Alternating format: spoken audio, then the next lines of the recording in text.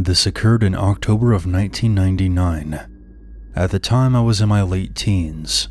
My uncle invited me on a weekend-long hunting trip to a cabin he rented in Northern Quebec. My uncle and I were very close and had similar interests, specifically in hunting. Being the outdoorsy kind of person I am, I agreed to accompany him. It was a Thursday night when we left. School was out that Friday, so my parents didn't have a problem with me going. I won't disclose where the cabin was located specifically, but I will say that it was in the Laurentian Mountains, north of Montreal and Quebec City, far away from civilization. We arrived at the cabin around dusk. The next day, my uncle took me deep into the woods to hunt some deer. It was a brisk, cool day, and the leaves were already starting to change colors. We agreed to split up, but not wander too far off and remain within eyesight of each other. Unfortunately, we didn't end up finding any deer that day. A few hours later, the sky started to become dark as dusk was approaching, and my uncle told me that it was time to return to the cabin. However, before we began to head back, I noticed something out of the corner of my eye. It looked like a pair of antlers sticking out among the trees. I couldn't give an estimate of how far it was. "Hey, I see antlers, right over there." My uncle took aim with his hunting rifle. As soon as he was about to pull the trigger, the antlers emerged from the trees. This was no ordinary deer. It was massive and seemed to have a spider-like crawl. It also had these bulging, angry eyes. It still gives me chills remembering what happened next. Once it cleared the trees, it stood up on its hind legs. What in God's name?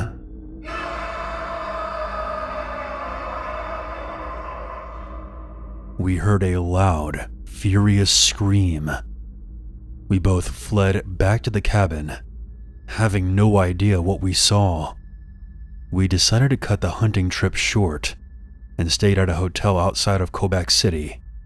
My uncle and I both agreed to keep this incident to ourselves to avoid sounding crazy. And ever since, this experience has haunted me for many years.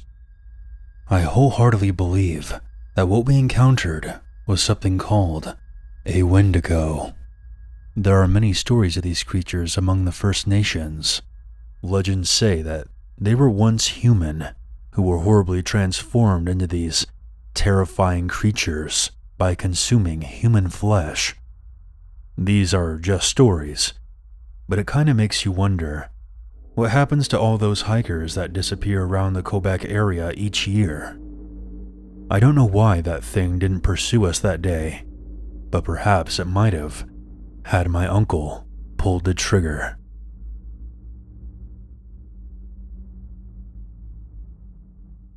My name is Francisco, and I live in Alberta, Canada.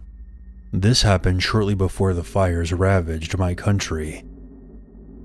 I love to go camping with friends and family, but I also like to go camping alone, accompanied just by my Shiba Inu, named Gilman. I plan to go camping for 4 days in the wilderness. Needless to say, I ended up coming back not even 24 hours into my trip. I picked a secluded camping ground that only a few people know about. I don't mind sharing, but I prefer solitude. This place had a full view of the Canadian Rockies, perfect for taking photos and enjoying the scenery. During the daytime, things were normal, more or less. I even went fishing, walked around with Gilman, and enjoyed the peace and quiet. However, when the sun set is where the nightmare began. Shortly after falling asleep, I was woken up by Gilman growling. This immediately put me on edge because Gilman is a very well-trained dog, and he never growls unless he is truly threatened by something. I had left the fire going outside my tent, so I listened to my surroundings, and soon I heard footsteps making their way through the forest.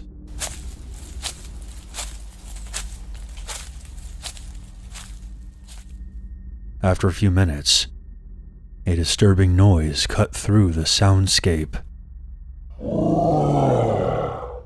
The sound can be loosely described as a mix between a zombie and a grizzly bear. Maybe a zombie grizzly bear. As the footsteps got closer, I looked out one of my tent flaps and saw a figure approaching the dying fire. What I saw in the glow did not look like a grizzly bear. It was a towering humanoid silhouette. I made the dumbest decision of my life to exit my tent, armed with my hunting knife and bear spray, thinking maybe I could scare it off, whatever it was. "Hey, you! Get the hell out of here!" I yelled, holding out the knife. However, the figure was not intimidated and moved closer. The fire soon revealed what looked like a half-naked humanoid with no nose. Its eyes were unnaturally large, and it had a huge gaping mouth. Its fingernails looked sharp enough to butcher meat. I was in complete shock and began to walk backward. As it moved out of the shadows, I realized just how tall this thing was. It had to be at least 9 feet. Gilman was going ballistic and trying to lunge toward it. Fortunately, I grabbed him just in time and made a mad dash toward my car. Thankfully, we got out of there unharmed, as my car was unlocked and facing in the direction of the exit, so I didn't have to turn around or anything. I left hundreds of dollars worth of camping equipment behind, which sucks, but it beats being gored to death by some unknown creature in the Canadian wilderness. When my parents asked me why I was home so early, I lied and told them that a grizzly bear destroyed the campsite. I still have no idea what the hell that thing was. I haven't gone camping since. I couldn't right now, even if I wanted to. But if I do ever go camping again, I'll be making sure that I bring my hunting rifle. There are still many secrets hidden in the vast forests of Canada that will reveal themselves when you least expect it.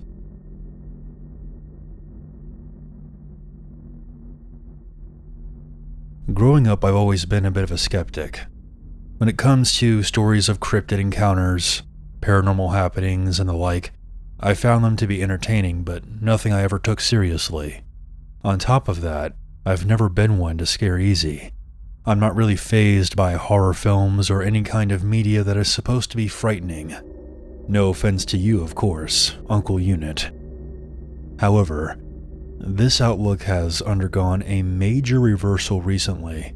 Something happened to me the other night that has forced me to reconsider my lifelong denial. This is the first time I've been genuinely afraid in many years. You might be expecting me to give you a build-up, then tell you about something that I saw, and yes, that's usually how these stories go. And I will admit that mine does fall into that same formula. But believe me when I tell you that this isn't your average creature encounter. Whatever I saw that night does not fit into the category of skinwalker, wendigo, or Bigfoot. I came to this conclusion after doing hours of research. I will relay what happened. I live in a forested area in Manitoba, in a one-story house that I inherited from my grandfather. The nearest town is St. Andrews, which is about 30 minutes away. My nearest neighbor is at least 2 miles away. I grew up in Ottawa and lived in Calgary for some time, so I'm familiar with life in the big cities, and let's just say I was more than happy with this change. I work a remote job for a company based out of Winnipeg. I live a quiet life with my golden retriever named Roxy.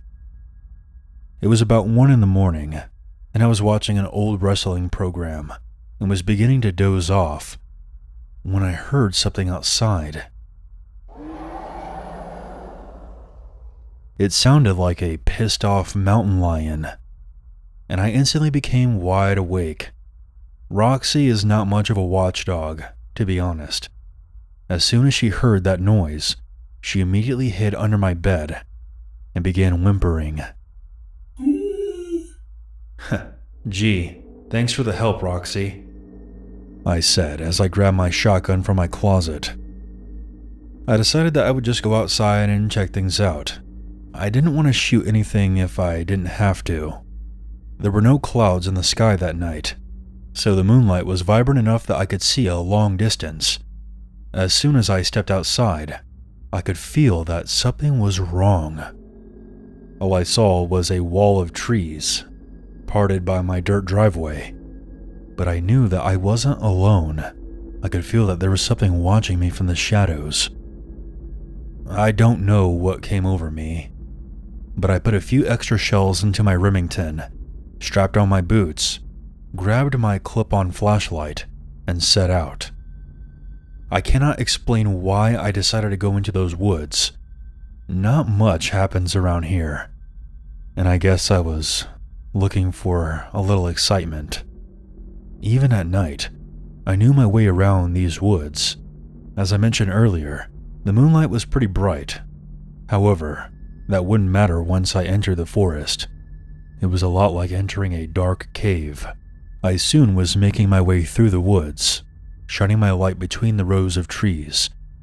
I didn't see anything, but that dreadful feeling never disappeared. After about 20 minutes, I finally started to head back. If there was something out here, it wasn't showing itself, and the longer I was out there, the more it dawned on me what a stupid idea this was. So I turned around to make my way back, when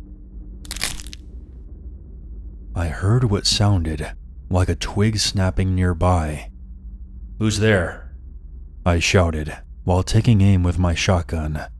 I could see what looked like someone's head, peering out from behind a nearby tree, with a blood-covered hand wrapped around the trunk.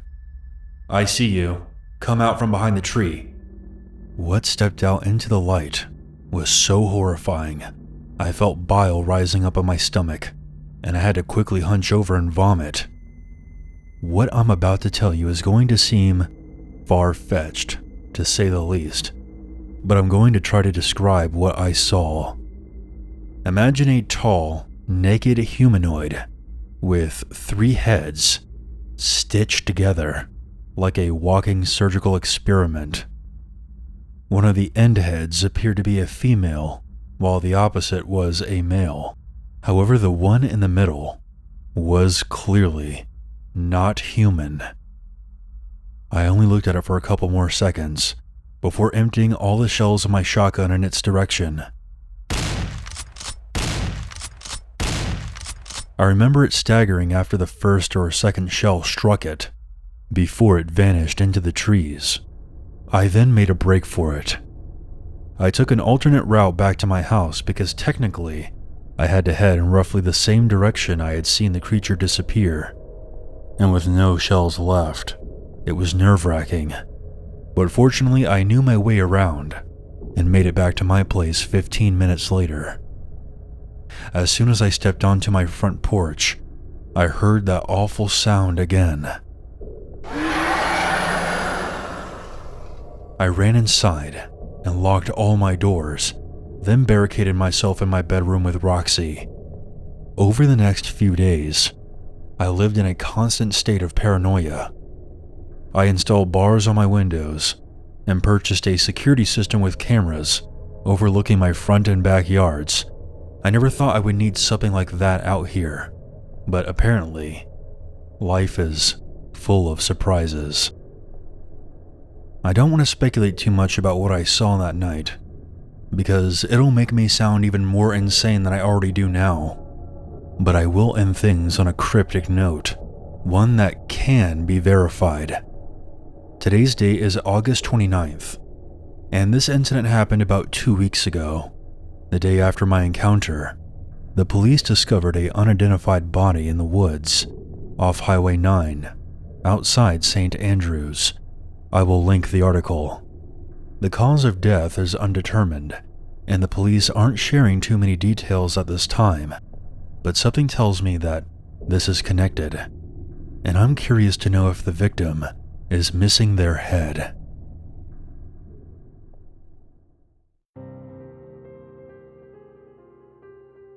Hey everyone, this is your Uncle Unit.